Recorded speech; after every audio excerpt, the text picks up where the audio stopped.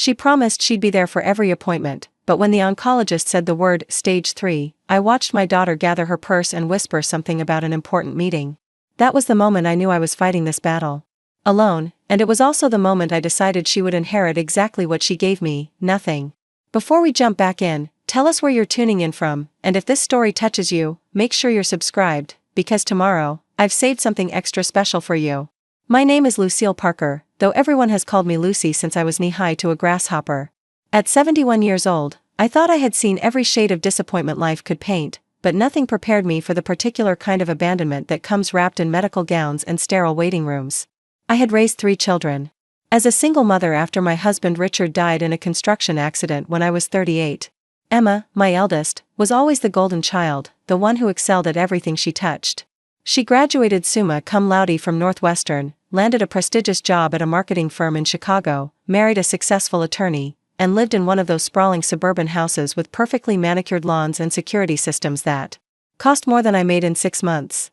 For 47 years, I had been the kind of mother who dropped everything when any of my children called. When Emma's marriage hit a rough patch 5 years ago, I drove 8 hours through a snowstorm to watch her twins so she could attend couples therapy. When her promotion required late nights and weekend work, I became the default babysitter, grandmother, and emotional support system. I reorganized my entire retirement around her schedule, postponing the pottery classes I had dreamed of taking, canceling the European river cruise I had saved for since Richard died, all because Emma needed me to be available. The irony wasn't lost on me that the woman who had built her entire identity around being needed would find herself desperately needing someone else just when it mattered most. I had always been the rock, the foundation, the one who held everything together while everyone else pursued their dreams and ambitions. I cooked holiday dinners for 20 people every year, remembered every birthday and anniversary, sent care packages to my son David when he was deployed overseas, and helped my youngest, Michael, through his struggles with addiction. I was the family glue, and I had worn that role like a badge of honor for decades. The symptoms started subtly, the way these things often do. A persistent cough I blamed on the changing seasons, fatigue I attributed to getting older, a nagging pain in my chest that I convinced myself was heartburn from too much coffee. I had always been healthy, rarely visiting doctors except for routine checkups, so when the symptoms persisted through 3 months of home remedies and over-the-counter medications, I finally made an appointment with Dr. Peterson, my family physician for the past 15 years. He was a kind man with gentle hands and wire-rimmed glasses that always seemed to sit slightly crooked on his nose. When he listened to my chest that Tuesday morning in October, his expression shifted in a way that made my stomach drop. He ordered a chest x-ray, then a CT scan, then referred me to an oncologist with the kind of urgency that makes your hands shake and your mind race to places you don't want it to go. Dr. Sarah Chen was the oncologist, a brilliant woman in her 40s with kind eyes and a direct manner that I appreciated. She didn't dance around the diagnosis or try to soften the blow with medical jargon I wouldn't understand.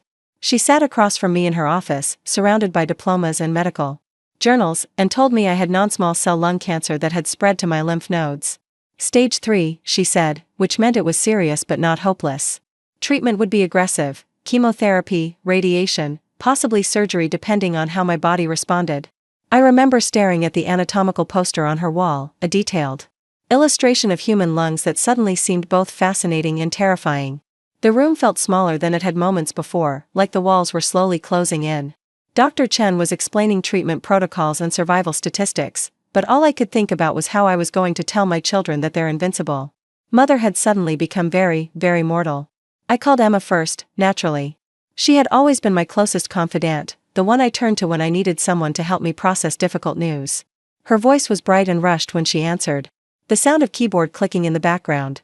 I could picture her in her corner office with its floor-to-ceiling windows and modern furniture, multitasking while we talked the way she always did. When I told her about the diagnosis, the clicking stopped.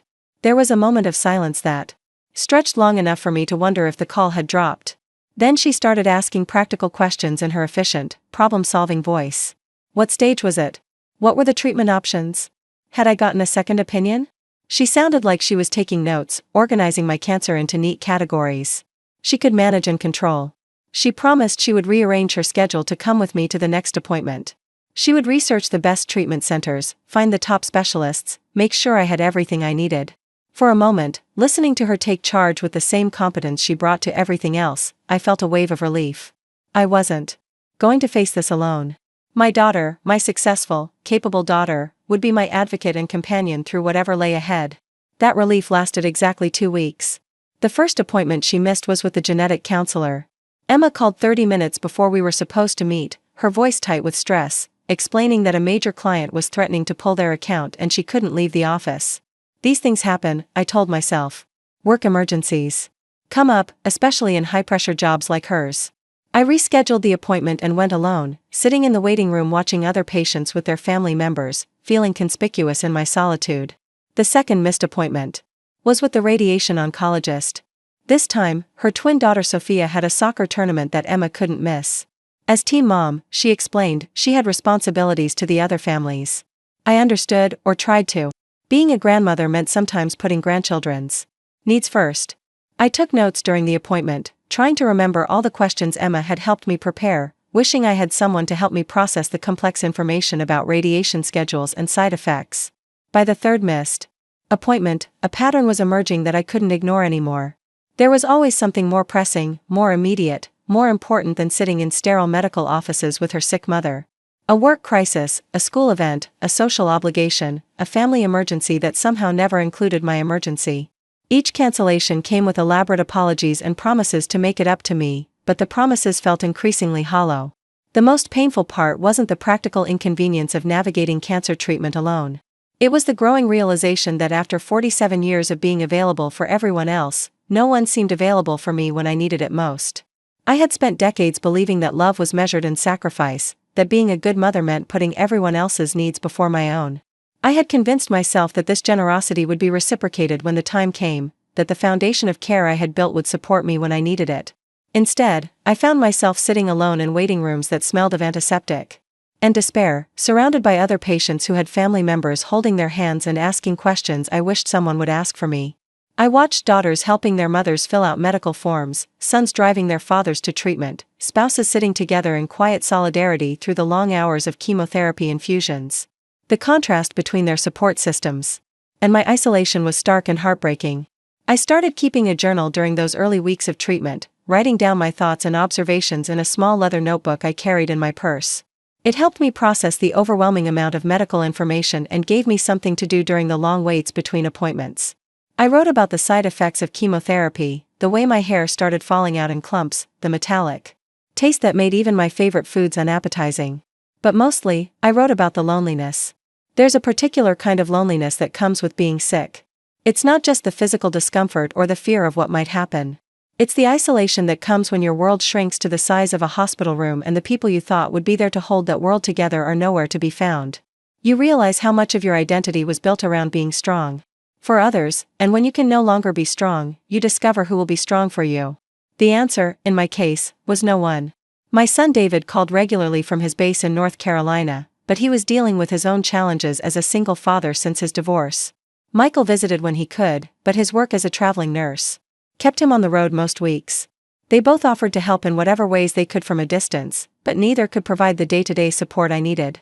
That responsibility fell to Emma, the daughter who lived 20 minutes away and had promised to be my primary caregiver. The excuses became more creative as the weeks went on. She had to attend a mandatory work retreat the week I started radiation. Her husband had a conference the day of my oncology appointment. One of the twins was sick the morning I needed someone to drive me home after a particularly difficult chemotherapy session. Each explanation was reasonable on its own, but together, they formed a pattern of priorities that placed my health somewhere near the bottom of her list. I started taking taxis to my appointments, something that felt both practical and deeply symbolic. There's something humbling about climbing into a stranger's car to go receive cancer treatment, making small talk with a driver who doesn't know that this routine trip to the medical center represents the most frightening experience of your life. The taxi drivers were kind, most of them, but their kindness only highlighted the absence of the people who should have been caring for me. The worst day came in November, 3 months into my treatment. I had what Dr. Chen called a rough reaction to a new chemotherapy drug combination. The nausea was overwhelming, unlike anything I had experienced before. I couldn't keep food down for 2 days, became severely dehydrated, and ended up in the emergency room at 3 in the morning when my neighbor found me collapsed on my kitchen floor.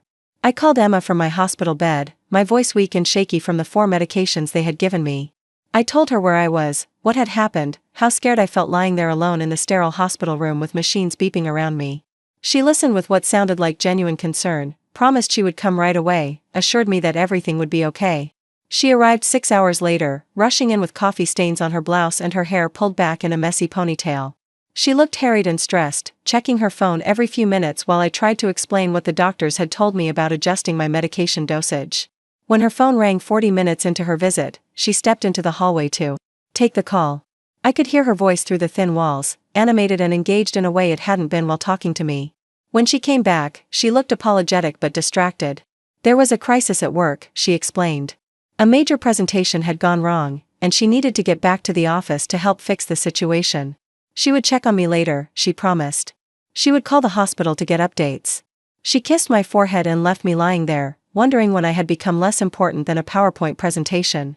That night, alone in my hospital room, I made a decision that would change everything.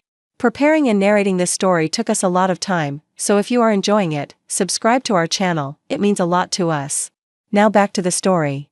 I reached for my phone and called my attorney, a sharp woman named Patricia Williams who had handled my estate planning for the past decade. I told her I needed to schedule an appointment to revise my will. When she asked if there was any particular urgency, I looked around the empty room and said yes, there was. The next morning, Emma arrived with flowers and an elaborate breakfast from my favorite cafe.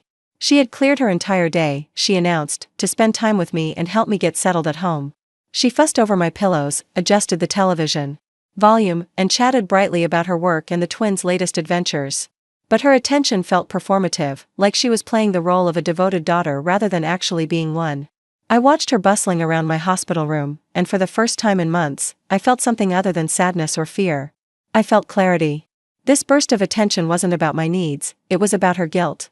She was trying to make up for her absence with a single day of intensive caregiving, as if compassion could be concentrated and administered in large doses to compensate for its chronic absence. When Dr. Chen made her rounds that afternoon, Emma asked intelligent questions and took detailed notes. She discussed treatment protocols and side effects with the kind of focused attention she brought to her business meetings. But I noticed that she directed most of her questions to the doctor rather than including me in the conversation. I had become a problem to be managed rather than a person to be supported. The transformation was subtle but unmistakable. Emma had shifted into her professional mode, treating my illness like a project that needed efficient handling. She created schedules and organized my medications with the same competence she brought to managing marketing campaigns. It was impressive and completely hollow at the same time. Over the following weeks, her visits became predictable and strategic. She would arrive with specific agendas, organizing my pill dispenser, meal planning for the week, updating my insurance information. She approached my cancer like a logistics challenge, solving problems with impressive efficiency while somehow missing the emotional core of what I was experiencing. I realized that she couldn't see me anymore. She saw an aging mother who needed management, a responsibility that interfered with her real life, a problem that required the minimum amount of attention necessary to maintain her image as a dutiful daughter. The woman who had once been my closest confidant had become a stranger who performed the motions of care without understanding its essence. The final straw came in December, during what should have been one of the most important appointments of my treatment journey. Dr. Chen had scheduled a comprehensive evaluation to determine how well I was responding to the chemotherapy and whether surgery might be an option. It was the kind of appointment that could reshape my entire prognosis, the difference between hope and hospice care. Emma had confirmed 3 times that she would be there. She had marked it on her calendar, rearranged 2 meetings, and assured me that nothing would interfere with this crucial appointment. I felt a flutter of the old trust, the belief that when it really mattered, my daughter would show up for me. I arrived at Dr. Chen's office 30 minutes early, nervous energy making it impossible to sit still. I had prepared a list of questions, researched new treatment options, and spent the previous night visualizing positive outcomes. This was going to be the turning point, the moment when months of suffering would be justified by good news about my recovery. 15 minutes before the appointment, Emma texted. Her daughter had fallen off her bike and might need stitches. She was at urgent care and couldn't leave. Could I reschedule? I stared at my phone, reading the message 3 times before the words fully registered. Could I reschedule? As if cancer operated on my convenience, as if oncologists were available for last-minute appointments, as if my health was something that could be postponed for a scraped knee. I walked into Dr. Chen's office alone, my hands shaking with something that felt like grief. The news was good, better than we had hoped. The tumors had shrunk significantly, and I was a candidate for surgery that could potentially cure me completely. Dr. Chen smiled as she explained the treatment plan, her optimism Infectious despite my emotional numbness. I should have been celebrating. Instead, I sat in her office taking notes with tears streaming down my face, not from joy but from the profound sadness of having no one to share this miracle with. The woman who had given me life was being offered a second chance at living. And my daughter was too busy managing a minor childhood injury to witness the moment. That evening, I called Patricia Williams and scheduled the appointment to revise my will. When Emma finally called to check on the appointment results, I gave her the medical updates in a calm, detached voice. She was thrilled about the surgery option, full of enthusiasm and relief that felt both genuine and utterly beside the point. As I listened to her celebrate news she hadn't been present to receive, I felt something inside me shift permanently.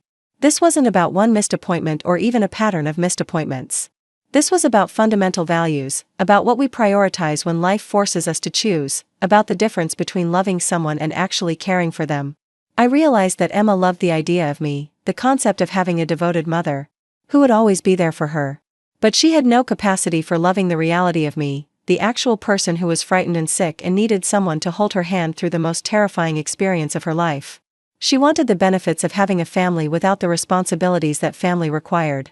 That night, I sat at my kitchen table with a cup of chamomile tea and my leather journal, writing down my thoughts about love and disappointment and the price of always being available for people who are never available in return. I wrote about the difference between being needed and being valued, about how exhausting it was to love people more than they loved you back. I thought about my own mother, who had died when I was 53, and how I had never missed a single one of her medical appointments during her battle with heart disease. I had taken vacation days from work, arranged childcare, and sat beside her through endless hours of waiting and worrying. It had never occurred to me that there was any other choice, that my presence was optional or that my work obligations trumped her health needs. The revelation was painful but liberating. I had spent 47 years believing that unconditional love meant unconditional availability, that being a good mother required sacrificing my own needs for my children's comfort. I had taught my daughter, through decades of example, that my time and energy were infinitely renewable resources that she could access without consideration or reciprocity. But cancer had given me a different perspective on time and energy. When your mortality becomes visible, when each day carries the weight of uncertainty, you start measuring everything differently. You realize that your presence is a gift, not an obligation, and that gift should be cherished by those who receive it. Emma had treated my presence like a utility service, something that would always be available when she needed it but could be ignored when she didn't. She had never learned to value what was freely given because it had always been free. My unconditional love had enabled her conditional care, and the imbalance had become so normalized that she couldn't even see it anymore. The surgery was scheduled for January 15th, exactly 2 weeks after my 72nd birthday.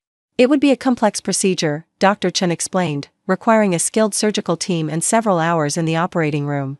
The recovery would be extensive, involving weeks of limited mobility and careful monitoring. Success wasn't guaranteed, but it offered the best chance for a complete cure. When I told Emma about the surgery date, she immediately began organizing her schedule around it. She would take the entire week off work, she announced. She would stay at my house during recovery, handle all my medications, and make sure I followed the doctor's orders precisely. Her efficiency was impressive, her planning thorough, her commitment seemingly absolute. But I had learned not to trust her commitments anymore. Her promises had become meaningless, elaborate performances designed to ease her guilt rather than address my needs. I listened to her detailed plans with the detached interest of someone watching a movie, curious about the plot but not emotionally invested in the outcome. I made my own arrangements quietly and independently. I hired a private nursing service to provide care during the first week after surgery. I researched recovery requirements and ordered necessary medical equipment. I prepared my house and organized my finances as if I were the only person responsible for my well-being, because experience had taught me that was the truth. The appointment with Patricia Williams took place on a snowy Thursday morning in early January.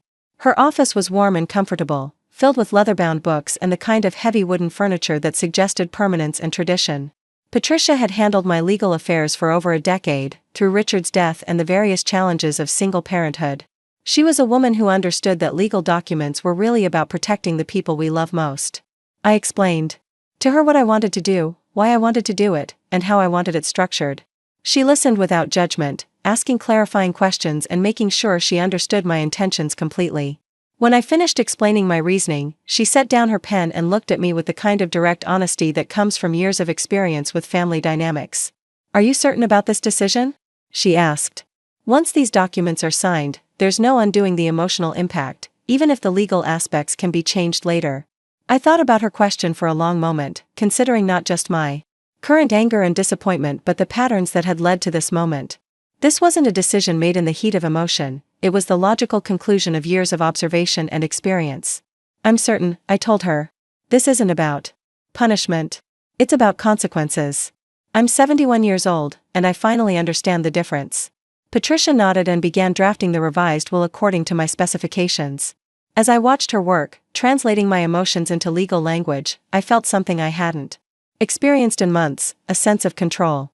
For the first time since my diagnosis, I was making a decision that prioritized my own values and needs rather than someone else's comfort and convenience.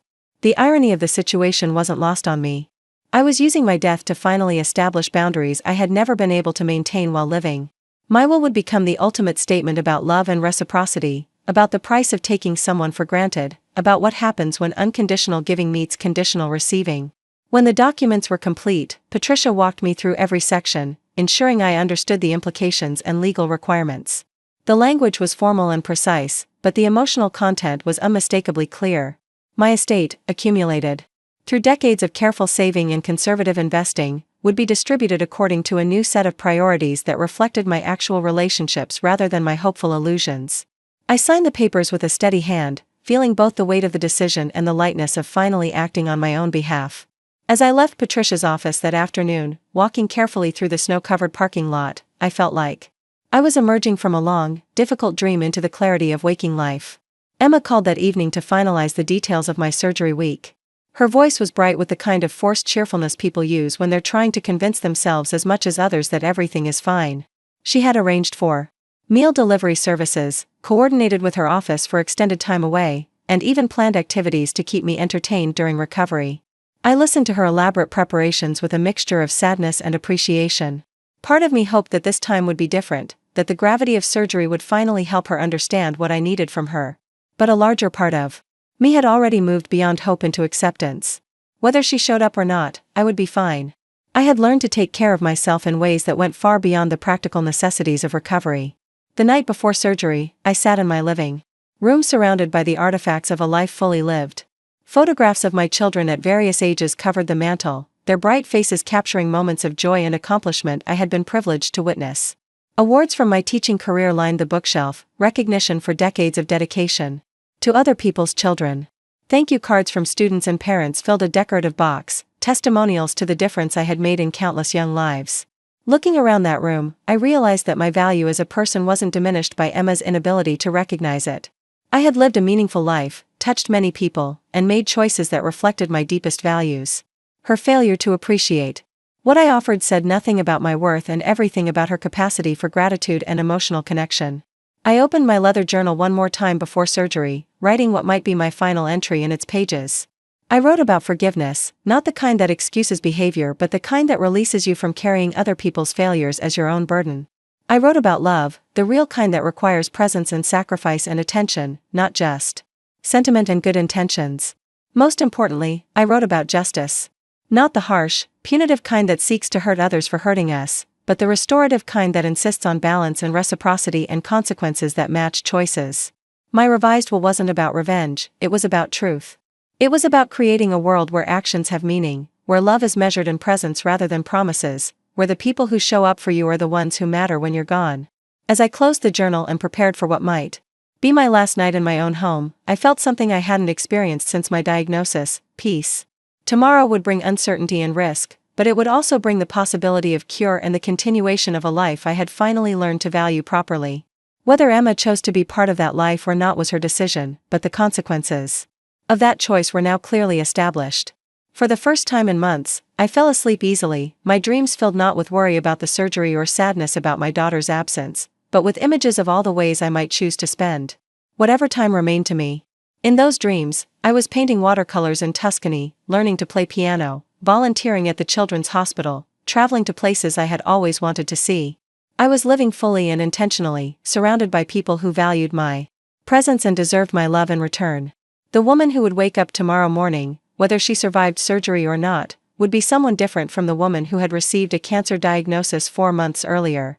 She would be someone who understood her own worth, someone who had learned the difference between being needed and being valued, someone who had finally stopped apologizing for taking up space in the world. And if Emma wanted to be part of that woman's life, she would have to learn new ways of loving that matched the depth of what was being offered. The days of taking mother's love for granted were over, whether Emma realized it yet or not. The surgery happened exactly as Dr. Chen had described, but nothing else went according to Emma's carefully orchestrated plans. I woke up in the recovery room to the sound of machines monitoring my vital signs and the gentle voice of a nurse named Maria asking how I felt. The first thing I noticed was that I was alone. The second thing I noticed was that I wasn't surprised. Emma had texted at 6 in the morning, just as I was being prepped for surgery. Her mother-in-law had suffered a stroke during the night and was being rushed to a hospital in Milwaukee. She was devastated to miss my surgery, the message read, but family emergencies couldn't be predicted.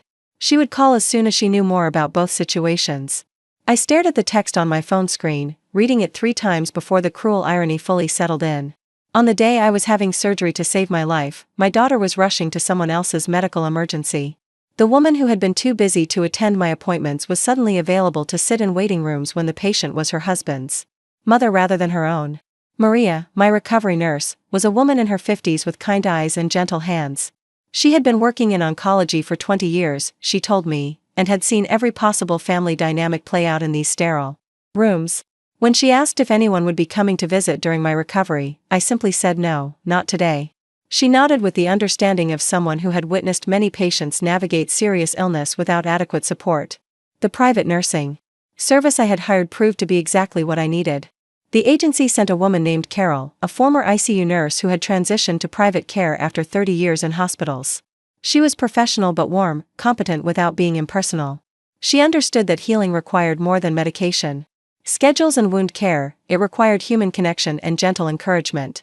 Carol stayed with me for 12 hours each day during the first week after surgery, helping me manage pain medication, assisting with basic mobility, and ensuring I followed all of Dr. Chen's postoperative instructions.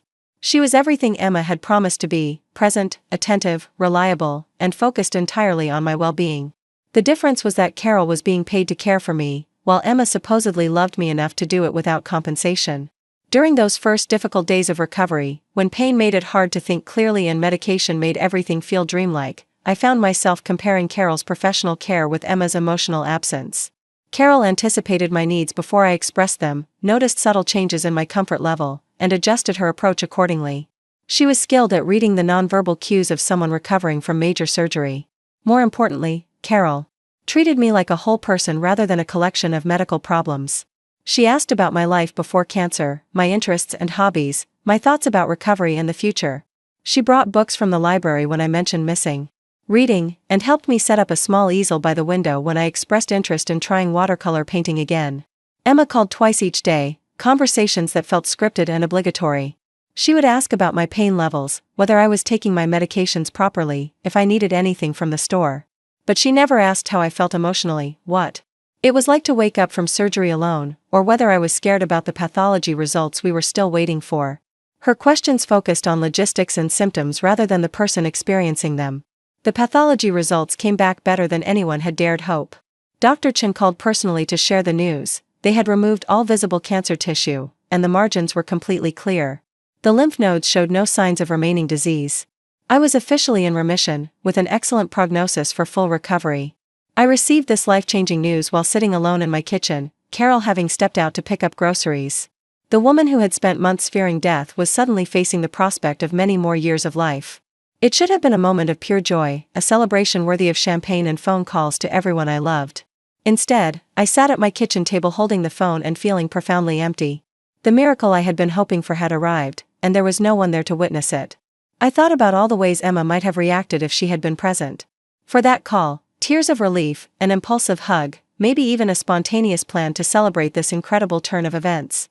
When I called to share the news, Emma's response was enthusiastic but distant. She was thrilled, she said, absolutely thrilled. This was the best possible outcome, exactly what we had all been hoping for. She would come over that weekend to celebrate properly, she promised. Maybe we could go out to dinner, my choice of restaurant. But even her joy felt performative, like she was playing the role of a relieved daughter rather than actually experiencing relief. Her enthusiasm was the kind you might express about a friend's good news rather than the deep, personal gratitude of someone whose loved one had been saved from death. The emotional distance that had characterized her presence throughout my illness remained even in the face of miraculous news. That weekend celebration never happened.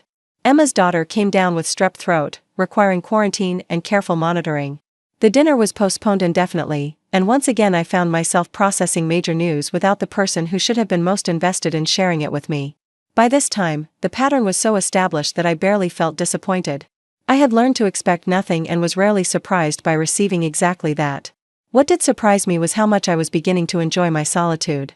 Without the constant disappointment of broken promises and missed occasions, I found peace in managing my own expectations and creating my own celebrations. I bought myself flowers for the good pathology report, expensive ones from the florist downtown rather than grocery store arrangements. I made reservations at my favorite restaurant and took myself out for a proper celebration dinner, ordering wine and dessert and enjoying every bite without having to manage anyone else's schedule or preferences. I called my son David to share the news, and his genuine excitement and relief reminded me what authentic emotional connection sounded like. Carol continued working with me for another week, helping me regain strength and independence. During our quiet hours together, she shared stories about other patients she had cared for, particularly elderly women who had found themselves navigating serious illness without adequate family support. The stories were both heartbreaking and inspiring, tales of women who had discovered inner strength they never knew they possessed. One story stayed with me long after Carol moved on to her next patient. She had cared for a woman named Dorothy who had raised 6 children, all of whom lived within 30 miles of her home. When Dorothy was diagnosed with pancreatic cancer, her children created elaborate schedules for sharing her care, detailed spreadsheets that assigned responsibilities and rotated duties with mathematical precision. But the spreadsheets fell apart. Within weeks, work conflicts arose, family obligations interfered, and gradually Dorothy found herself alone with a diagnosis that required constant attention and support. Instead of becoming bitter or demanding, Dorothy had made a remarkable decision. She sold her house, moved into a beautiful assisted living community, and spent her remaining months surrounded by people who chose to be there rather than people who felt obligated to visit. Dorothy's story resonated with me because it illustrated something I was beginning to understand about the difference between chosen relationships and obligated ones. The staff at Dorothy's assisted living facility cared for her with genuine warmth and attention because they had selected a profession dedicated to elder care. Her children provided sporadic, guilt-driven visits because they felt they should, not because they wanted to. As my physical strength returned and the acute phase of recovery passed, I found myself thinking more and more about Dorothy's wisdom. She had recognized that love without presence is just sentiment, that good intentions without follow-through are meaningless gestures. Most importantly, she had chosen to surround herself with people who valued her company rather than enduring the emotional poverty of relationships based on obligation. Emma's visits during my recovery were perfect examples of obligated love. She would arrive with lists of tasks to accomplish, checking items off like a project manager, ensuring deliverables were met. She organized my pill dispenser with military precision, restocked my refrigerator according to a meal plan she had researched online, and updated my medical information with the efficiency of a personal assistant. But she never simply sat with me. She never asked what I was thinking about during the long hours of recovery, never expressed curiosity about how this experience had changed my perspective on life and mortality. She was so focused on managing my care that she completely missed the opportunity to connect with me as a person going through a transformative experience.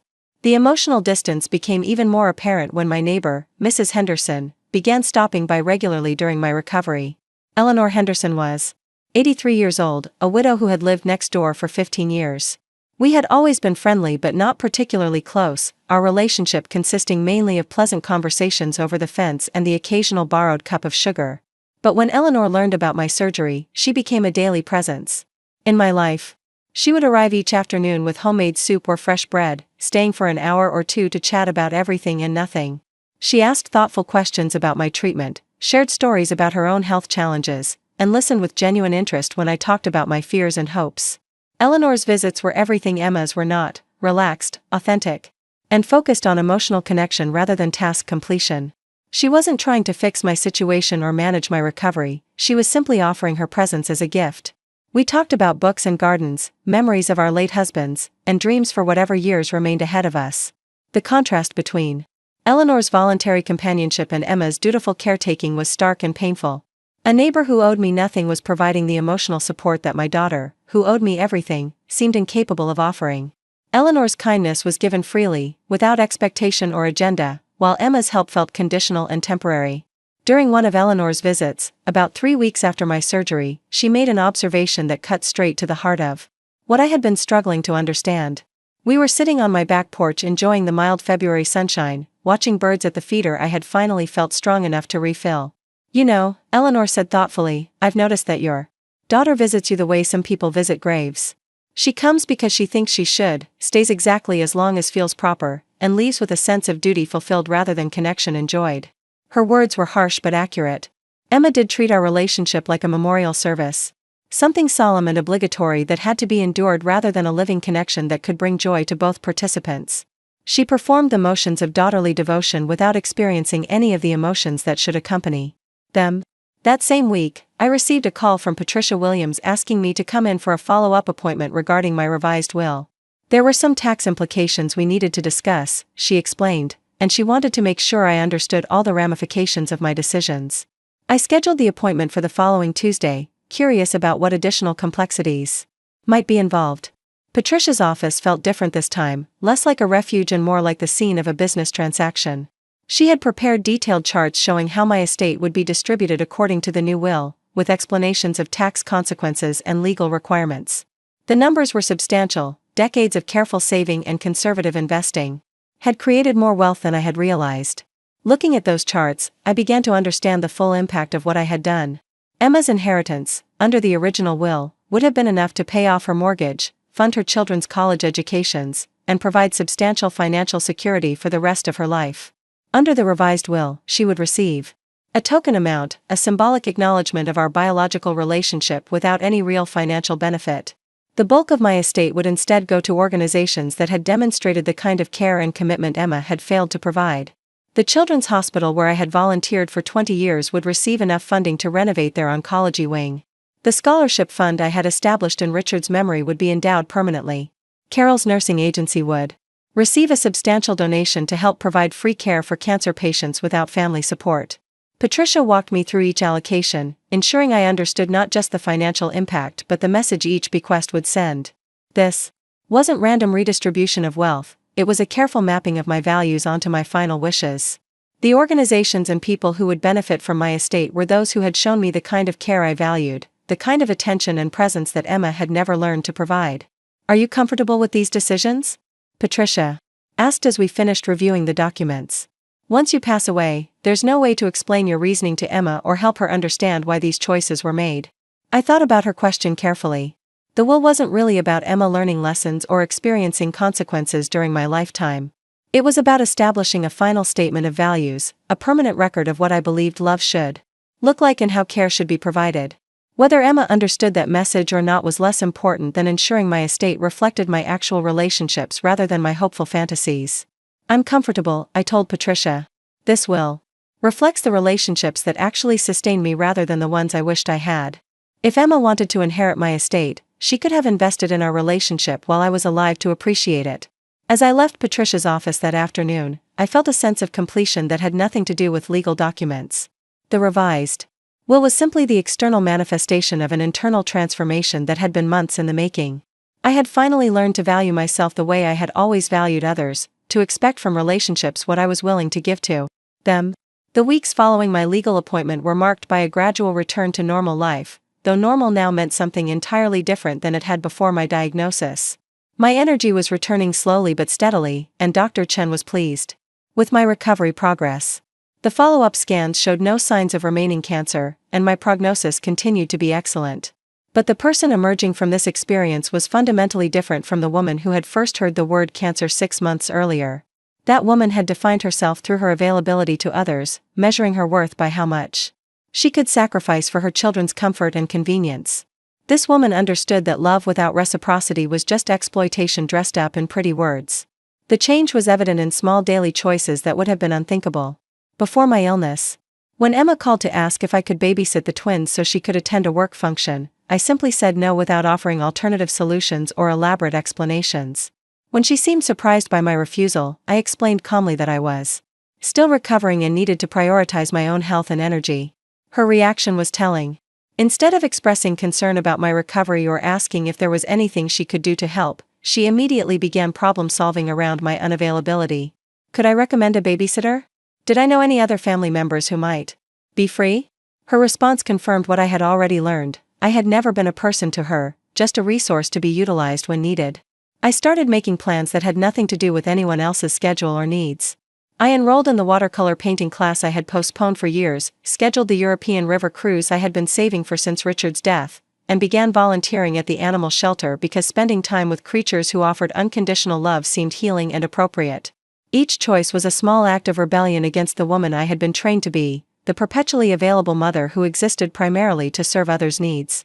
This new version of myself was still loving and generous, but those qualities were now directed toward people and organizations that valued what I offered rather than simply expecting it. Emma noticed the changes, though she seemed unable to interpret what they meant. During one of her increasingly brief visits, she commented that I seemed different somehow, more independent maybe. Was I feeling all right? Was I getting enough social interaction? Should she be concerned about my mental health following the trauma of surgery and treatment? Her questions revealed how little she understood about the transformation that had taken place. She interpreted my newfound self-respect as a possible medical problem rather than recognizing it as evidence of emotional growth and healing.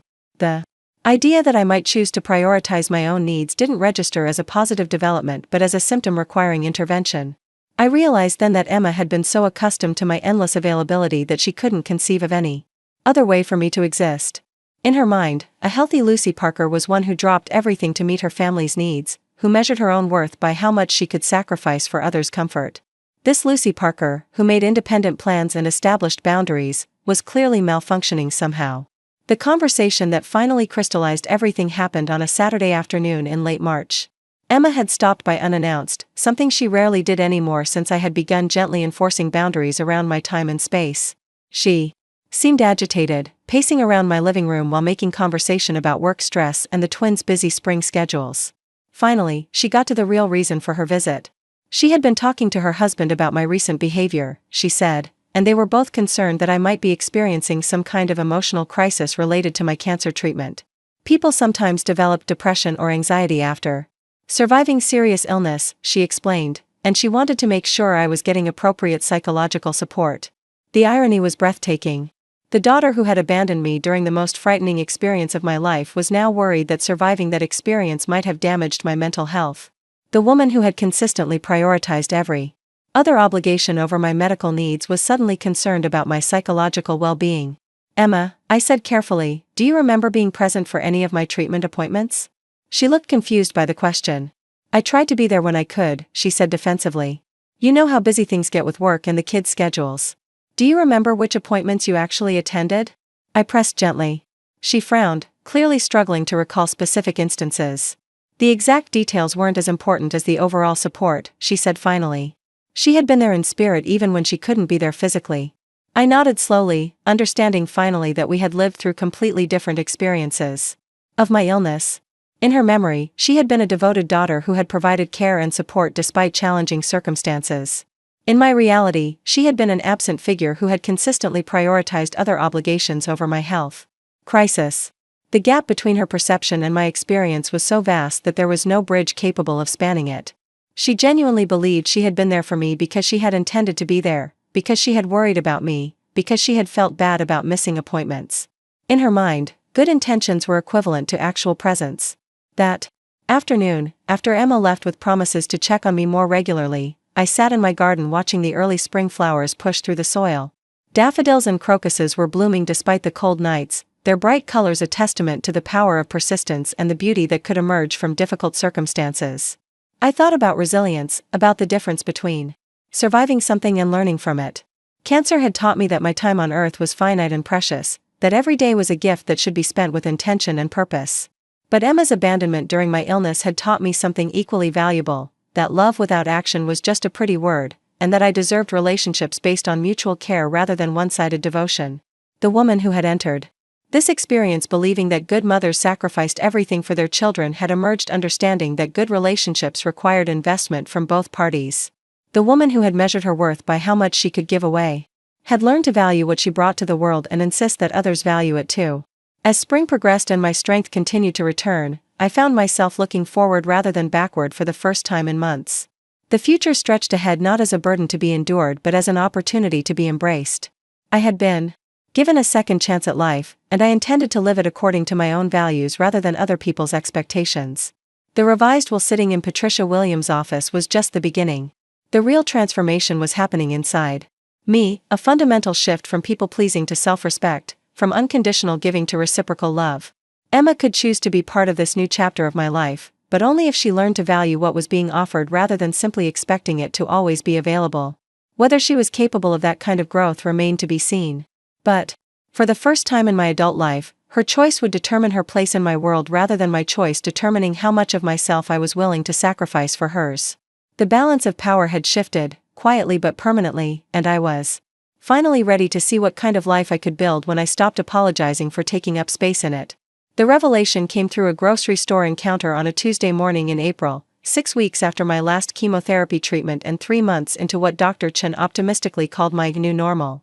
I was selecting oranges in the produce section when I heard a familiar voice behind me, animated and cheerful in a way that made me pause. "Oh my goodness, you look fantastic," the voice exclaimed. "I heard about your mom's situation and I've been meaning to call. How is everything going?" I turned to see Emma deep in conversation with Janet Morrison, a woman from our old neighborhood whose daughter had gone to school with Emma. Janet was holding a small bouquet of flowers and seemed genuinely concerned.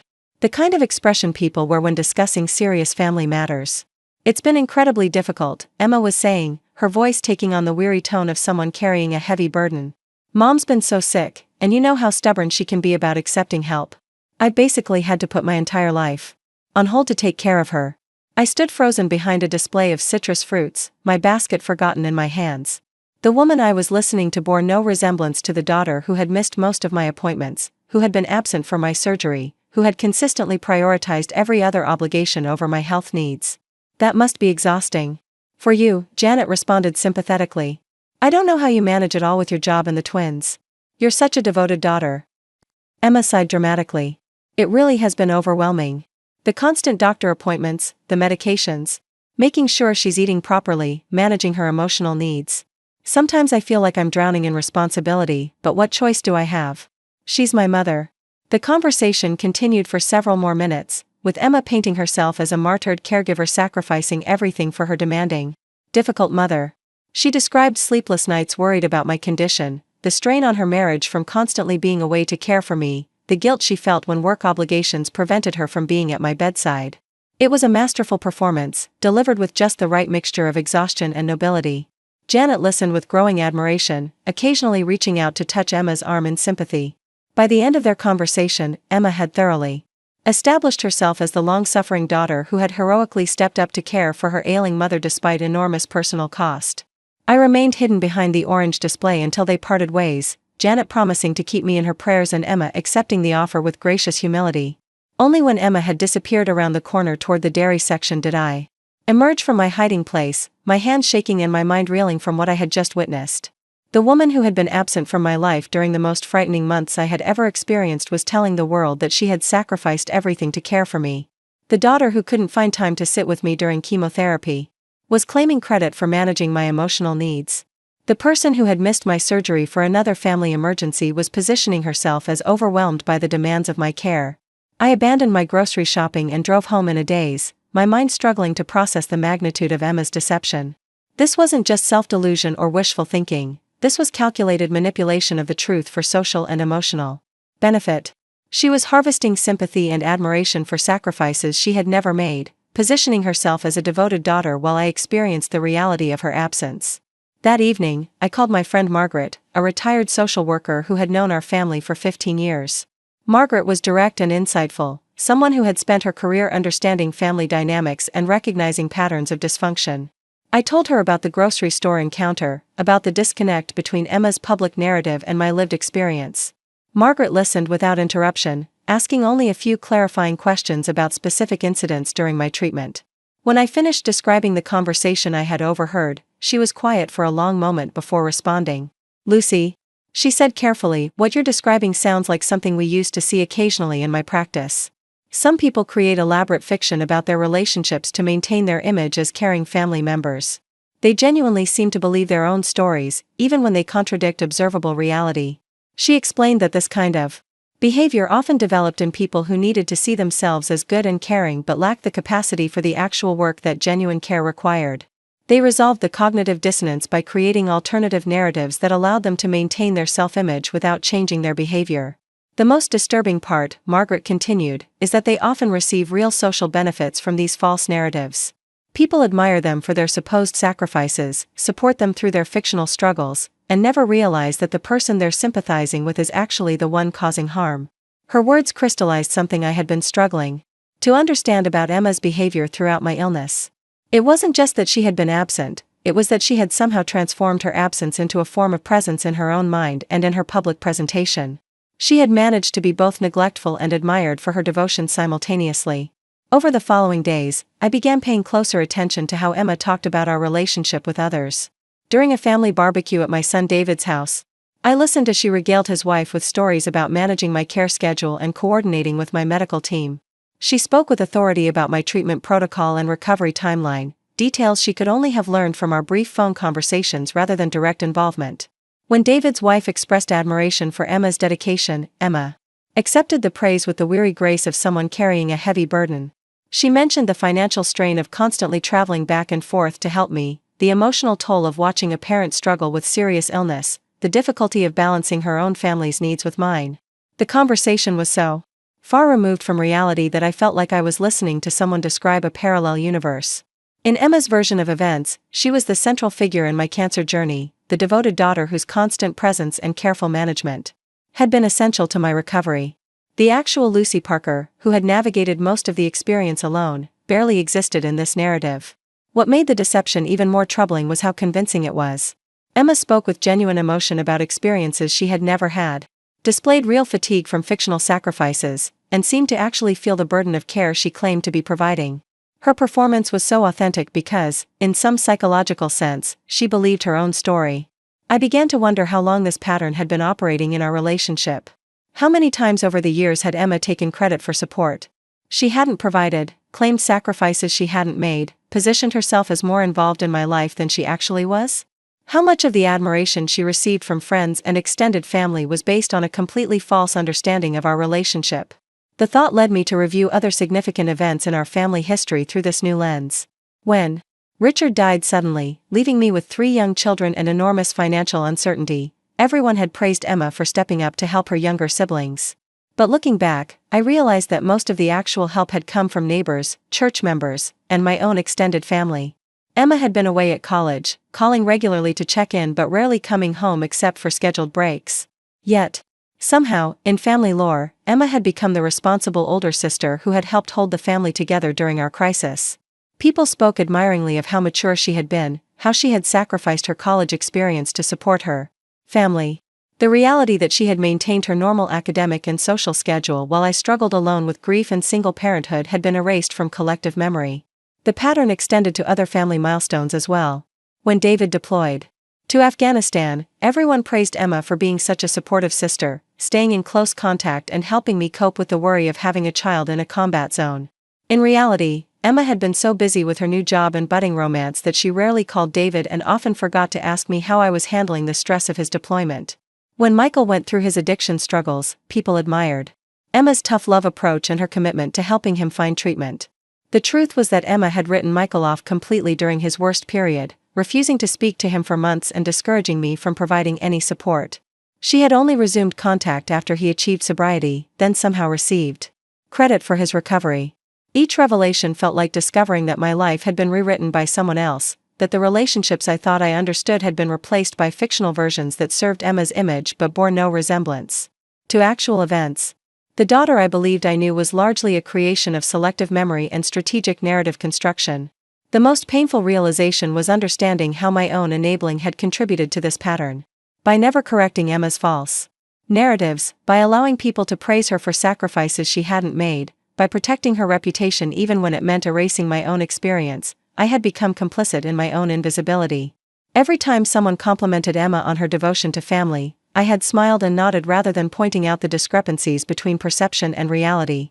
When people expressed sympathy for the burden Emma carried as the responsible daughter, I had accepted their concern graciously rather than explaining that most of that burden had actually fallen on David, Michael, or me. I had been so invested in maintaining family harmony and protecting Emma's image that I had allowed my own contributions to be minimized or erased entirely. The pattern that had culminated in her absence during my cancer treatment had been decades in the making, enabled by my own reluctance to insist on accurate recognition of who was actually doing the work of maintaining family relationships. The discovery process accelerated when I decided to look more carefully at Emma's social media presence, something I had rarely paid attention to before. Her Facebook and Instagram accounts told a story of devoted daughter managing elderly parents. Health crisis with grace and compassion. Photos of flowers she had supposedly brought me, meals she claimed to have prepared, medication schedules she had allegedly organized. Many of the images were real, but the context was entirely fabricated. The flowers were ones I had bought for myself, photographed during one of her brief visits and presented as evidence of her thoughtful care. The meals were takeout containers from restaurants, staged to look like home-cooked food she had prepared for my recovery. The medication organizer was one I had set up myself, photographed and presented as evidence of her careful management of my treatment.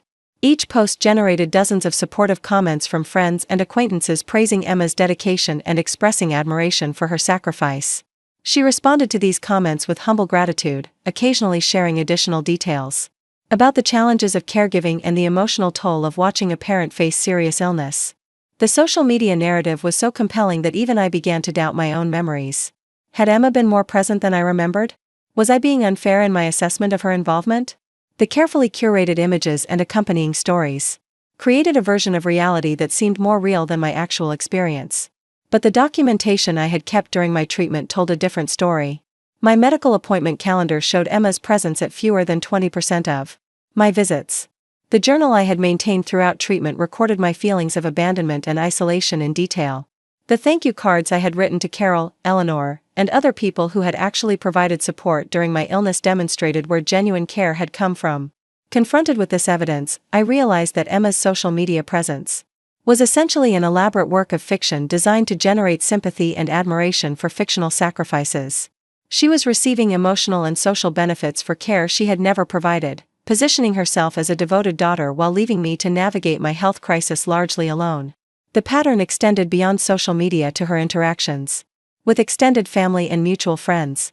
During a phone conversation with my sister Ruth, who lived in California and kept in touch primarily through holiday cards and occasional calls, I discovered that Emma had been providing regular updates about my condition and her role in managing it. According to Ruth, Emma had called several times during my treatment to share the emotional burden of caring for me.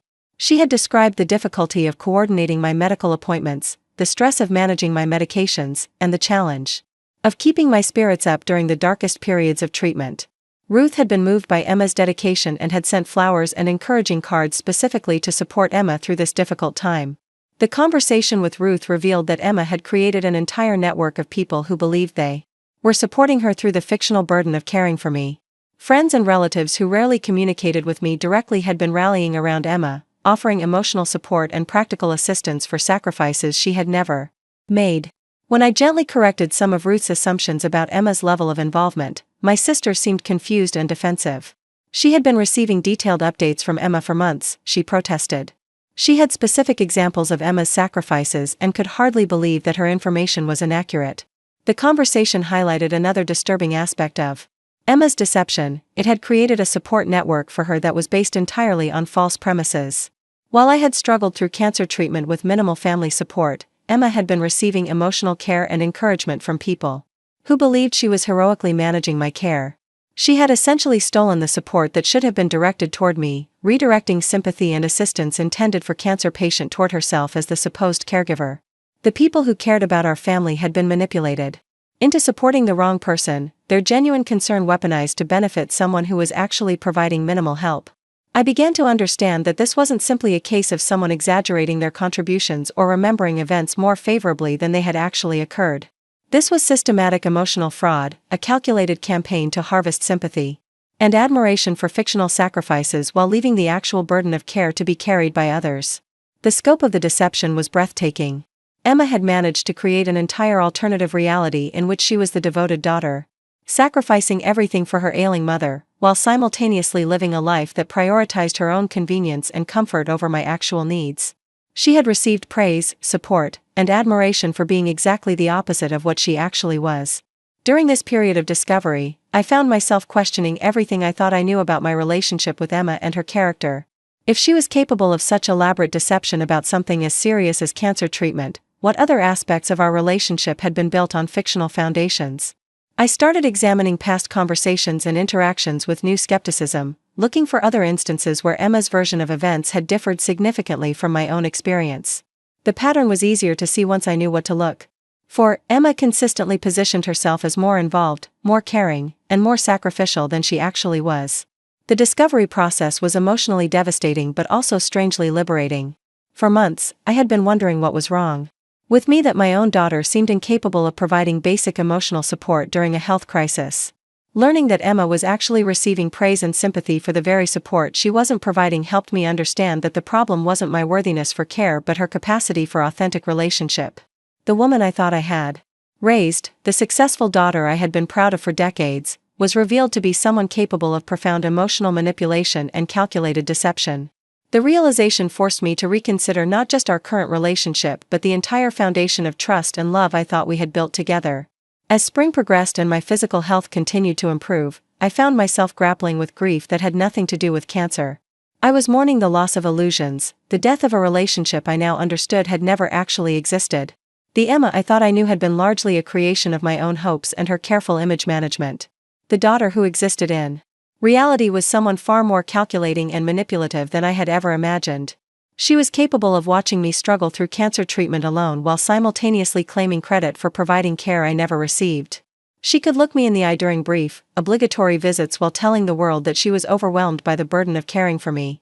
This revelation changed everything about how I understood our relationship and what it meant for my future. The woman I had planned to spend my remaining years with, the daughter I had hoped would be my companion through aging and eventual decline, was someone who would likely continue harvesting sympathy for fictional caregiving while providing minimal actual support. The revised will sitting in Patricia Williams' office suddenly seemed not just appropriate but essential. Emma had revealed herself to be someone who took credit for sacrifices she didn't make and claimed benefits she hadn't earned. Leaving her a substantial inheritance would essentially be rewarding her for decades of emotional manipulation and calculated deception. More importantly, I realized that Emma's capacity for rewriting reality meant that my death would likely become another opportunity for her to position herself as the devoted daughter who had sacrificed everything to care for her aging mother. She would probably receive sympathy and admiration for losses she hadn't actually experienced, positioning herself as the grieving daughter who had done everything possible to support me through my final years. The thought of Emma receiving praise and comfort for a fictional relationship while the people who actually cared for me remained unrecognized was unbearable. My will needed to be more than just a distribution of assets, it needed to be a permanent record of truth, a correction to the false narrative that Emma would inevitably construct around my death. As I sat in my garden that evening, watching the late spring flowers bloom in the fading sunlight, I felt a strange sense of peace despite the painful revelations of recent weeks. Understanding the truth about Emma's character was devastating, but also clarifying. I no longer needed to wonder why my own daughter seemed incapable of basic care and compassion. She was perfectly capable of both, but only when they served her image rather than someone else's needs. The woman I would be moving forward would be someone who insisted on truth in relationships, who valued authenticity over performance, who surrounded herself with people capable of genuine connection rather than elaborate deception. Emma could continue creating fictional narratives about our relationship, but she would no longer have access to the benefits of actually being in relationship with me. The cancer that had threatened to kill me had ultimately saved me from a lifetime of being invisible in my own family. The treatment that had revealed Emma's capacity for abandonment had also revealed my capacity for independence and self-respect. I had survived both the disease and the discovery, and I was finally ready to build a life based on truth rather than the comfortable illusions I had maintained for decades. The transformation didn't happen overnight, but it began the morning after my conversation with Ruth. I woke up feeling different, lighter somehow, as if a weight I hadn't realized I was carrying had been lifted while I slept. For the first time in months, I didn't reach for my phone to check if Emma had sent one of her perfunctory "How are you feeling?" texts. Instead, I made coffee, sat on my back porch, and watched the sunrise paint my garden in shades of gold and pink. The woman sitting in that chair, breathing in the sweet scent of blooming lilacs, was someone I barely recognized. She wasn't waiting for anyone's permission to enjoy the morning, wasn't organizing her day around other people's schedules, wasn't measuring her worth by how useful she could be to her adult children. She was simply present in her own life, perhaps for the first time in decades. I called the community college that morning and enrolled in 3 classes that had nothing to do with anyone else's needs or expectations. Advanced watercolor painting, Introduction to Italian Language, and a literature course focusing on women writers I had always wanted to read but never found time for. When the registration clerk asked if I was sure I wanted to take such a full course load, I laughed and said I had spent too many years not learning new things. The laughter surprised me. It had been so long since I felt genuine joy about my own choices that I had forgotten what it sounded like. The woman who had spent months feeling invisible was suddenly eager to be seen, to participate, to engage with the world as someone who had interests and opinions and dreams that belonged to her alone. That afternoon, I drove to the art supply store and spent 2 hours selecting paints and brushes with the care and attention I usually reserved for other people's needs. The sales clerk was a young woman named Sophie who was studying art therapy at the local university. She helped me choose materials and shared her enthusiasm for the healing power of creative expression. As she rang up my purchases, Sophie mentioned that she was working with cancer patients as part of her practicum, helping them process their experiences through art. The conversation that followed was remarkable in its authenticity. Sophie asked thoughtful questions about my treatment experience, listened with genuine interest to my responses, and shared insights about the connection between creativity and recovery that resonated deeply. In 30 minutes of conversation with a stranger, I received more authentic engagement about my cancer journey than I had experienced with Emma in 6 months. Sophie's interest wasn't performative or obligated, it came from genuine curiosity and professional passion. She saw me as a whole person rather than a collection of medical problems or family responsibilities. When I mentioned that I was feeling ready to create art that reflected my experience rather than hiding from it, Sophie's eyes lit up. She told me about a support group for cancer survivors that met at the community center, led by an art therapist who specialized in helping people process trauma through creative expression. Would I be interested in joining them? The old Lucy would have declined, worried about taking time away from family obligations or uncomfortable with sharing personal experiences with strangers. This Lucy said yes immediately, surprising herself with the enthusiasm in her voice. Sophie wrote down the meeting details on the back of my receipt, adding her own phone number in case I had questions about the group. Driving home with a car full of art supplies and information about a support group, I felt something I hadn't experienced since before my diagnosis: anticipation. Not anxiety about what might go wrong, but genuine excitement about what might go right. I was making choices based on my own interests and needs, and the world hadn't collapsed around me. The evening brought another revelation when Michael called from Denver, where he was working a contract at the Children's Hospital. Our conversation was easy and natural, the kind of exchange I had almost forgotten was possible with my children. He asked detailed questions about my recovery, shared funny stories from work, and listened with obvious interest when I told him about my morning at the art supply store. Near the end of our conversation, Michael said something that stopped me cold. "Mom, I have to tell you something that's been bothering me. During your treatment, when I would ask Emma how you were doing, her updates never matched what you told me directly. She made it sound like you were much sicker and more dependent than you seemed when I talked to you myself." His observation confirmed what I had been discovering about Emma's fictional narratives, but hearing it from Michael added another layer of understanding. Emma hadn't just been exaggerating her own involvement, she had been misrepresenting my condition and capacity to other family members. She had portrayed me as more helpless and needy than I actually was, perhaps to make her fictional caregiving seem more heroic and necessary. Michael continued, "I started wondering if she was trying to keep David and me from coming home to help by making it seem like she had everything under control. But if she wasn't actually there much, then you were going through all of this more alone than any of us realized." The conversation with Michael lasted another hour, during which we pieced together a more accurate picture of Emma's behavior throughout my treatment. Michael had offered multiple times to use vacation days to come home and help, but Emma had consistently assured him that it wasn't necessary, that she was managing everything, that additional family presence might actually be overwhelming for me. David had received similar messages when he called to offer support. Emma had positioned herself as the gatekeeper of my care, discouraging other family members from visiting or helping while simultaneously claiming to be overwhelmed by the burden of managing everything alone. She had essentially isolated me from potential support while harvesting sympathy for fictional sacrifices. The conversation with Michael was healing in ways I hadn't expected. He expressed genuine regret about not being more present during my treatment, explaining that he had trusted Emma's assurances that my needs were being met. When I told him the truth about her actual level of involvement, he was quiet for a long moment before saying, "Mom, I'm so sorry. We should have been there for you." His words were simple but profound. This was what authentic care sounded like: recognition of actual needs, genuine regret about missed opportunities to help, commitment to doing better in the future. The contrast with Emma's performative concern and fictional narratives was stark and clarifying.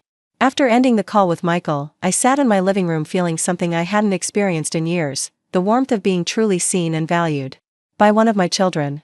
Michael's concern was real, his regret genuine, his love expressed through actual attention rather than empty promises or social media performances. The experience prompted me to reach out to David, who was between deployments and stationed in North Carolina. Our conversation followed a similar pattern, with David expressing shock and regret when he learned about Emma's absence during my treatment. Like Michael, he had trusted Emma's updates and assurances that my needs were being met. "I should have come home anyway," David said, his voice heavy with regret. "I kept thinking that maybe I was being overprotective, that Emma knew better. Then I did what you needed. I should have trusted my instincts and just showed up." Both of my sons began making plans to visit more regularly, not out of guilt but from genuine desire to be more present in my life. They started calling more frequently, not to check on my medical condition but to share their lives and learn about mine. The relationships that had felt distant and obligatory began transforming into something warmer and more reciprocal. The contrast with Emma became even more apparent as my relationships with my sons deepened. While Michael and David were making efforts to increase their presence in my life, Emma's visits became increasingly sporadic and superficial. She seemed uncomfortable with my growing independence and vitality, as if my recovery threatened some narrative she needed to maintain. During one of her brief visits in May, Emma seemed agitated and distracted, scrolling through her phone while making small talk about the twins' end-of-school activities. When I mentioned my community college classes and art group, she looked up with a frown and asked if I was sure I should be taking on so many commitments while still recovering. Her concern felt performative rather than genuine, motivated more by discomfort with my independence than worry about my health. The woman who had been too busy to attend my medical appointments was suddenly worried that I might be overextending myself by taking painting classes and learning Italian. I realized that Emma's version of me required a certain level of dependence and limitation. The sick, needy mother who required her management and care fit her narrative better than the healthy, independent woman who was building a fulfilling life without her input. My recovery threatened the fiction she had constructed about being my primary caregiver and emotional support. The art therapy group that Sophie had recommended became a cornerstone of my new life. The group met twice a week at the community center, bringing together 8 cancer survivors in various stages of treatment and recovery. The facilitator was Dr. Patricia Reeves, a licensed therapist and practicing artist who had developed specialized techniques for helping people process medical trauma through creative expression. The first session was intimidating in the way that all new experiences are when you've spent years avoiding them. The other group members ranged in age from 35 to 82, representing different types of cancer and stages of treatment.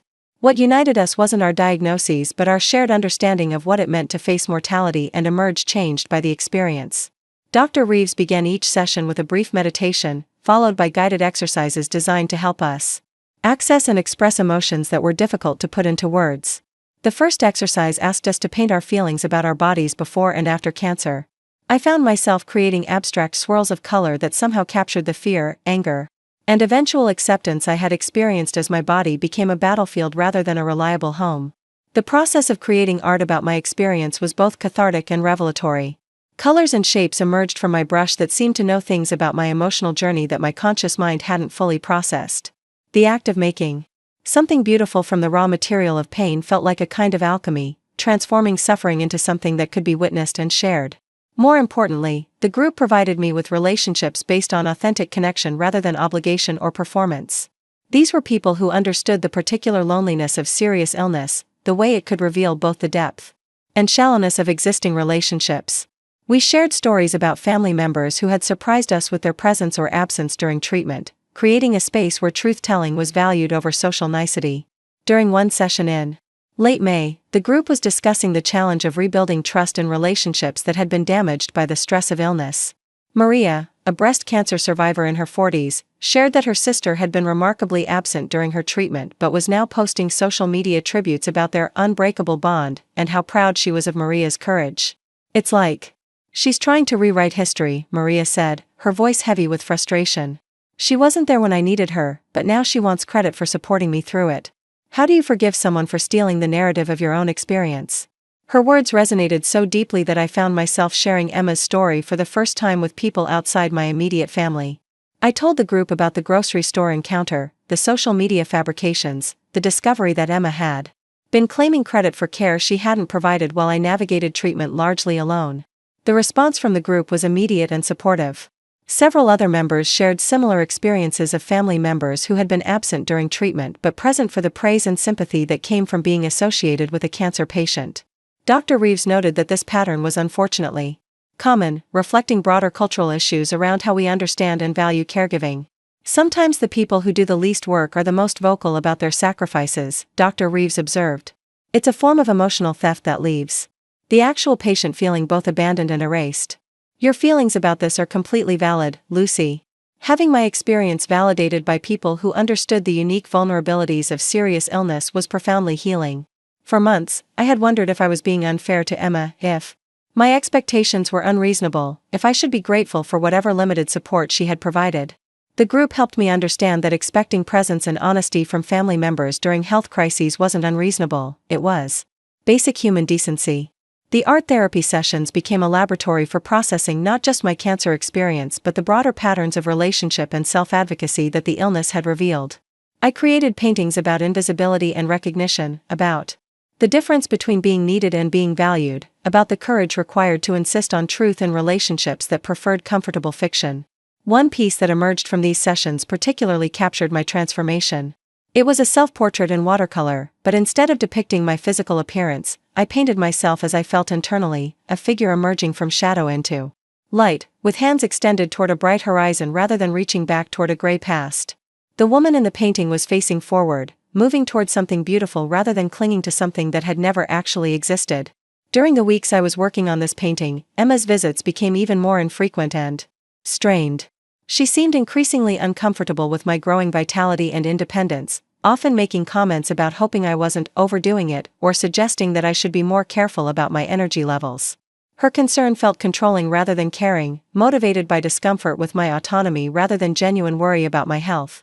The tension came to a head during a visit in early June, when Emma arrived to find me preparing for an evening art class. I was wearing a new dress I had bought specifically for the occasion, had spent time on my hair and makeup, and was clearly excited about the social aspect of the class as much as the creative component. Emma's reaction was immediate and negative. "Mom, are you sure you should be going out at night? You're still recovering from major surgery, and you know how tired you get. Maybe you should take it easy tonight." Her words were ostensibly caring, but her tone carried an undertone of disapproval that had nothing to do with my health and everything to do with her discomfort with my independence. The woman she needed me to be was quiet, limited, and dependent on her management and care. This version of me, eager to engage with the world and capable of making my own decisions about my energy and activities, threatened the narrative she had constructed. I looked at Emma directly and said something that surprised both of us. "I appreciate your concern, but I'm perfectly capable of deciding what my body can handle. I've been managing my own energy and health for 6 months now, and I'm doing quite well." Her reaction was swift and revealing. Instead of backing down or acknowledging my autonomy, she doubled down on her concern, citing my age, my recent treatment, and the importance of not pushing myself too hard. But underneath her words was a clear message: she needed me to remain limited and dependent in order to maintain her role as the concerned, managing daughter. For the first time in our adult relationship, I refused to defer to her judgment about my own capabilities. I gathered my art supplies, kissed her goodbye, and left for my class despite her continued protests. The act of prioritizing my own assessment of my needs over her fictional concern felt revolutionary, a small but significant assertion of autonomy that had been decades in the making. The art class that night was wonderful in ways that had nothing to do with artistic technique and everything to do with human connection. I found myself laughing easily, engaging in conversations about books and travel and current events, feeling like a full person rather than a collection of medical conditions or family obligations. The other students were curious about my paintings and interested in my perspectives, treating me as someone with valuable contributions rather than someone who needed management. When I returned home that evening, energized rather than exhausted by the social interaction, I found a text from Emma expressing hope that I hadn't overexerted myself and reminding me to call if I needed anything. The message confirmed what I had begun to understand: Emma's concern about my activities had nothing to do with my actual well-being and everything to do with maintaining a dynamic that positioned her as necessary and me as limited. The realization was both liberating and sad. Liberating because it freed me from the obligation to perform helplessness to accommodate Emma's need to feel important. Sad because it confirmed that our relationship was based on roles rather than genuine connection.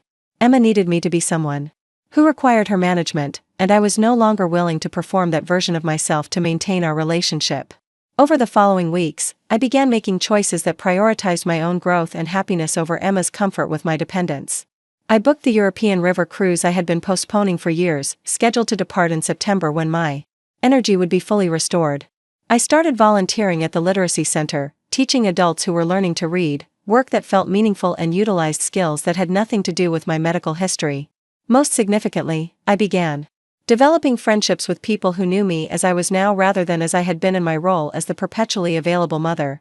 The relationships I formed through art class, the support group, and volunteer work were based on mutual interests and genuine connection rather than family obligation or historical precedent. These new relationships showed me what authentic care looked like when it wasn't tainted by guilt, manipulation, or performance. When someone in my art class mentioned feeling unwell, others offered genuine support without expecting credit or recognition. When a member of the support group needed practical help, the assistance was provided quietly and without fanfare. The contrast with Emma's performative caring and credit-seeking was stark and educational. I also began reaching out to old friendships that had been neglected during the years I spent prioritizing family obligations over personal connections. Margaret, my retired social worker friend, became a regular companion for museum visits and poetry readings. Eleanor, my neighbor, and I started a weekly tradition of sharing dinner and discussing books we had both read. These relationships, based on reciprocity and mutual enjoyment rather than one-sided giving, reminded me what I had been missing during the decades I spent defining myself primarily as a mother and caregiver. I was a person with interests, opinions, and experiences that had value independent of my usefulness to my adult children. The transformation extended to my physical environment as well. I redecorated my living spaces to reflect my own aesthetic preferences rather than maintaining them as shrines to family memories or stages for other people's comfort. I converted Richard's former office into a proper art studio, complete with professional lighting and storage for supplies. I rearranged the living room to create a reading nook by the window, a space designed for my solitary enjoyment rather than family gatherings. Each change was small but symbolically significant, marking my transition from woman who existed primarily to serve others' needs to someone who valued her own comfort and preferences. The house began to feel like my home rather than a museum dedicated to relationships that had never been as mutual as I had believed. As summer progressed and my one-year anniversary of diagnosis approached, I found myself reflecting on the unexpected gifts that cancer had brought into my life. The disease had threatened to kill me, but the treatment experience had revealed truths about my relationships and myself that might have remained hidden for decades otherwise. Without the crisis of serious illness, I might never have discovered Emma's capacity for emotional manipulation and fictional narrative construction. I might have continued sacrificing my own needs and interests to maintain a relationship that was fundamentally one-sided and built on false premises. I might have spent my remaining years serving someone who saw me as a resource rather than a person deserving of genuine care and respect. The cancer that had initially seemed like a disaster had actually been a revelation, stripping away illusions and exposing the truth about what my relationships actually were rather than what I had hoped they might become. The woman who emerged from treatment was healthier in every sense, not just physically but emotionally and psychologically as well. By midsummer, I had stopped expecting anything from Emma beyond the bare minimum of social contact. I didn't hope for her presence at important events, didn't anticipate her support during difficult moments, didn't assume her interest in my thoughts or feelings. This wasn't bitterness, it was clarity. I had finally learned to see her as she actually was rather than as I wished she could be. The liberation that came from releasing these expectations was profound. No longer waiting for Emma to become the daughter I needed allowed me to appreciate the relationships I actually had with people who were capable of genuine connection and mutual care.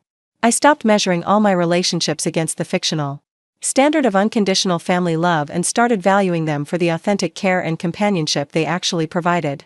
The revised will that Patricia Williams had prepared no longer felt like an act of revenge or punishment. It had become a natural expression of my values and a practical distribution of resources to people and organizations that had demonstrated genuine care for my well-being. Emma's absence from that distribution wasn't a rejection of our biological relationship. It was simply an honest accounting of our actual relationship rather than the fictional one she had constructed for public consumption. As August arrived and I prepared for the art show where several pieces from our therapy group would be displayed, I felt ready to share my story more broadly.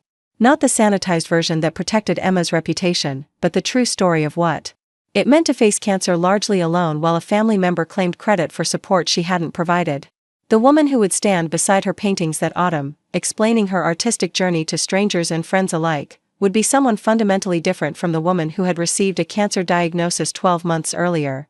She would be someone who understood her own worth, someone who insisted on truth in relationships, someone who had learned the difference between being needed and being valued. And if Emma wanted to be part of that woman's life moving forward, she would have to learn new ways of relating that matched the depth and authenticity of what was being offered. The days of performing helplessness to accommodate someone else's need to feel important were over, permanently and irrevocably. The confrontation came on a September afternoon, exactly 1 year after my diagnosis. I hadn't planned it that way, but life has a way of creating symbolic moments when you least expect them. I was in my studio working on a new painting when Emma arrived unannounced, something she had been doing more frequently as my independence grew and her narrative became harder to maintain. She found me standing before an easel, brush in hand, completely absorbed in capturing the interplay of light and shadow across a landscape I had photographed during my recent trip to the mountains. The painting was vibrant and alive, full of movement and energy that reflected how I felt about my life now rather than how I had felt during the dark months of treatment. Emma stood in the doorway for several minutes before I noticed her presence. When I turned, startled by movement in my peripheral vision, I saw something in her expression I had never seen before: genuine shock. She was staring at me as if seeing a stranger, taking in my paint-stained apron, my focused concentration, the canvases covering every available surface of the studio. "Mom," she said slowly, "what is all this?" The question might have sounded supportive coming from someone else, an expression of interest in a new hobby or admiration for unexpected creativity. From Emma, it carried an undertone of accusation, as if my artistic pursuits were somehow inappropriate or excessive. I set down my brush and looked around the studio with pride. The space was filled with evidence of months of creative exploration. Landscapes from my travels, abstract expressions of my cancer journey, portraits of people who had shown me kindness during difficult times. The walls displayed a visual autobiography of my transformation from invisible caregiver to visible artist. "This is my life," I said simply. "This is what I do now." Emma walked slowly around the studio, examining paintings with the careful attention of someone conducting an investigation. She paused at a self-portrait I had completed just weeks earlier, a piece that showed me not as I looked in mirrors but as I felt inside, strong, vibrant, unashamed of taking up space in the world. "I had no idea you were doing all this," she said, her voice carrying a note of complaint rather than celebration. "When did you have time for so much painting?" The question revealed everything about how Emma understood my life and my time. In her mind, my days should have been filled with recovery activities, medical appointments, and careful management of my energy. The idea that I might have been engaged in purposeful, joyful creative work challenged her assumption that cancer survivors should remain focused primarily on their medical status. "I've had plenty of time," I replied. "The same hours everyone else has, just organized around different priorities." She continued her circuit of the studio, stopping at a painting that depicted empty chairs in various settings: a hospital waiting room, a restaurant table, a theater seat. The piece was titled "Reserved for No One" and represented my growing comfort with solitude and self-sufficiency. "This one seems sad," Emma said, though her tone suggested she found it more troubling than melancholy. "Are you feeling isolated? Maybe you should talk to someone about depression." The suggestion was classic Emma, reframing my emotional growth as a potential medical problem that required professional intervention. She seemed incapable of recognizing that choosing solitude was different from experiencing loneliness, that finding peace in my own company represented strength rather than withdrawal. "I'm not depressed," I said calmly. "I'm selective about how I spend my time and who I spend it with. There's a difference." Emma's discomfort with my answer was visible. She had built her identity around being needed, around managing other people's lives and solving their problems. My contentment with independence threatened the foundation of how she understood relationships and her own value within them. The conversation that followed was unlike any we had ever had. For the first time in our adult relationship, I spoke to Emma with complete honesty about what I had observed during my illness and what I had learned about her character as a result. I told her about the grocery store encounter, about discovering her social media fabrications, about learning that she had discouraged my sons from visiting while claiming to be overwhelmed by caring for me. Her response was predictable but still shocking in its audacity. She denied nothing directly but reframed everything as misunderstanding or misinterpretation. The grocery store conversation had been taken out of context, she claimed. Her social media posts were meant to honor my strength, not exaggerate her involvement. Her communication with Michael and David had been motivated by concern that too many visitors would overwhelm me during treatment. Each explanation was technically plausible but emotionally hollow, the kind of defense that addressed surface details while ignoring underlying patterns of behavior. Emma was demonstrating in Real-time, the same capacity for rewriting reality that had characterized her response to my illness. She could transform abandonment into protection, absence into presence, manipulation into care, all while maintaining apparent sincerity. But what struck me most about her responses was their complete lack of curiosity about my experience. She never asked how her absence had affected me, never expressed interest in understanding why I felt abandoned, never demonstrated concern about the emotional impact of navigating cancer largely alone. Her focus remained entirely on defending her own actions and maintaining her own narrative. When I pointed this out, Emma's facade finally cracked. "I don't understand what you want from me," she said, her voice rising with frustration. "I did the best I could under impossible circumstances. I have my own life, my own responsibilities. I can't drop everything every time you need something." The statement was revealing in its honesty. Emma had finally admitted what I had suspected for months, that my cancer had been an inconvenience to be managed rather than a crisis requiring genuine response. In her hierarchy of priorities, my health emergency had ranked below work obligations, social commitments, and routine family activities. "You're right," I said quietly. "You can't drop everything for me. And I can't continue pretending that our relationship is something other than what it actually is." The words hung in the air. Between us, carrying weight that both of us understood. This wasn't an argument about missed appointments or inadequate support. It was an acknowledgement that our fundamental values and priorities were incompatible in ways that couldn't be bridged by good intentions or family obligation. Emma's next question revealed how little she understood about consequences and accountability. "What does that mean for us?" she asked, as if our relationship could continue unchanged despite the revelations of the past year. I walked to my desk and pulled out a folder containing documents I had been preparing for this moment. Inside were copies of correspondence with Patricia Williams, photographs of my studio and recent artwork, and letters from people who had provided genuine support during my treatment. The folder represented evidence of a life rebuilt according to principles of authenticity and reciprocity. "It means that my estate planning reflects my actual relationships rather than my hopeful fantasies," I said, handing her a copy of a letter Patricia had prepared explaining the changes to my will. "It means that people who were present during my crisis will benefit from my life's work, while people who were absent will receive exactly what they gave, nothing of substance." Emma read the letter in silence, her face moving through expressions of confusion, disbelief, and finally anger. The document explained that her inheritance had been reduced to a token amount while the bulk of my estate would be distributed to organizations and individuals who had demonstrated genuine care during my illness. "You can't be serious," she said when she finished reading. "You're going to punish me for having a life outside of your medical problems? You're going to reward strangers instead of your own daughter?" Her response confirmed everything I had learned about her character during my illness. Even confronted with clear evidence of her absence and manipulation, Emma could only see the situation through the lens of what she was losing rather than what she had failed to provide.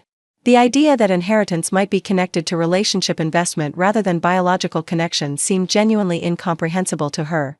"I'm not punishing you," I replied. "I'm acknowledging reality. Carol, my private nurse, spent more time caring for me during 1 week than you spent during 6 months of treatment. Eleanor, my neighbor, provided more emotional support than you offered during my entire cancer journey. The art therapy group created more space for my healing than our family ever did." I pulled out additional documents showing the specific allocations in my revised will. Carol's nursing agency would receive funding to provide free care for cancer patients without family support. The art therapy program would be endowed to serve more survivors. Eleanor would receive enough money to ensure her own comfort and security in her final years. Each bequest represented a relationship characterized by genuine presence and care. "These aren't strangers," I continued. "These are people who showed me what love actually looks like when it's expressed through action rather than words. You taught me the difference between being needed and being valued, between performing care and providing it." Emma's anger shifted to desperation as the full implications of the document became clear. She began making promises about changing her behavior, being more available, prioritizing family over work. But her promises felt hollow because they focused on future behavior rather than acknowledging past harm. She was still trying to manage the consequences of her choices rather than understanding why those choices had damaged our relationship. When she realized that her promises weren't changing my resolve, Emma played her final card, emotional manipulation designed to make me feel guilty for protecting my own interests. She spoke about the twins losing their grandmother's inheritance, about her husband's financial stress, about the unfairness of being judged so harshly for trying to balance multiple responsibilities. But the woman listening to these appeals was no longer the person who had spent decades prioritizing other people's comfort over her own needs. I had learned through cancer treatment what it meant to be truly alone, and I had discovered that solitude with dignity was preferable to connection without authenticity. Emma, I said when she finished her appeals, you have spent our entire relationship training me not to expect anything from you. You've taught me that your presence is conditional, that your care is performative, that your love is measured by convenience rather than commitment. The lesson has been thorough and effective. She stared at me as if I were speaking a foreign language, unable to process the idea that her actions might have consequences beyond her immediate control. The concept that relationships required ongoing investment rather than one-time biological connection seemed to challenge her most basic assumptions about family obligations. You're my mother, she said finally, as if that title alone should be sufficient to ensure her inheritance regardless of our actual relationship quality. Yes, I agreed. And you're my daughter. Neither of those facts changes the reality of how you chose to treat me when I needed you most. Biology creates opportunity for relationship, not entitlement to its benefits. The conversation continued for another hour, but its essential dynamic never changed. Emma remained focused on what she stood to lose financially rather than what she had failed to provide emotionally. She seemed genuinely puzzled by the idea that inheritance might be connected to relationship investment, that love needed to be demonstrated through presence rather than promises. When she finally left that afternoon, Emma was still arguing about the unfairness of consequences that matched choices. She promised to contest the will, to prove that I was mentally incompetent, to rally other family members against my decision. But her threats felt empty because they were based on the same entitlement thinking that had characterized her behavior throughout my illness. That evening, I called Patricia Williams to schedule a final review of my estate documents. I wanted to ensure that everything was properly documented and that my reasoning was clearly explained for future reference. Patricia had been working on additional provisions that would make the will more difficult to contest, including psychological evaluations that demonstrated my mental competency and detailed explanations of my reasoning for each bequest. Are you comfortable with your decision? Patricia asked during our call. Once Emma realizes that her threats won't change anything, she may try different approaches to pressure you into reconsidering. I looked around my studio, filled with evidence of the life I had built according to my own values and priorities. The paintings on the walls represented not just artistic expression but emotional transformation, the journey from invisible caregiver to visible artist. The space itself embodied my commitment to authenticity over performance, genuine connection over obligated relationship. I'm completely comfortable, I told Patricia. This will reflect the relationships that actually sustained me rather than the ones I wished I had. Emma had years to choose a different kind of connection with me. The fact that she's only interested in changing now, when financial consequences are involved, proves that my assessment of her priorities was accurate. The weeks following my confrontation with Emma were surprisingly peaceful. She called several times, alternating between anger and pleading, but her communications felt like background noise rather than genuine attempts at reconciliation. She was focused on changing my mind rather than examining her own behavior, proving that even faced with clear consequences, she remained incapable of authentic self-reflection.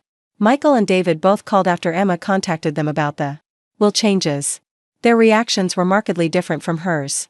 Both expressed regret about not being more present during my treatment and curiosity about my new life rather than anger about their own inheritance implications. When I explained my reasoning, they both said they understood and supported my decision. Mom, David said during one of our conversations, if Emma had been the daughter you needed during your cancer, she would be inheriting what you originally planned to leave her. The fact that she wasn't tells us everything we need to know about her priorities. Michael's response was even more direct. I'm proud of you for not letting her get away with claiming credit for care she didn't provide. What you went through was hard enough without having to pretend that your experience was different than it actually was. The support from my sons confirmed something important about the difference between authentic relationship and performed connection. Michael and David were capable of seeing the situation from my perspective rather than only focusing on their own interests.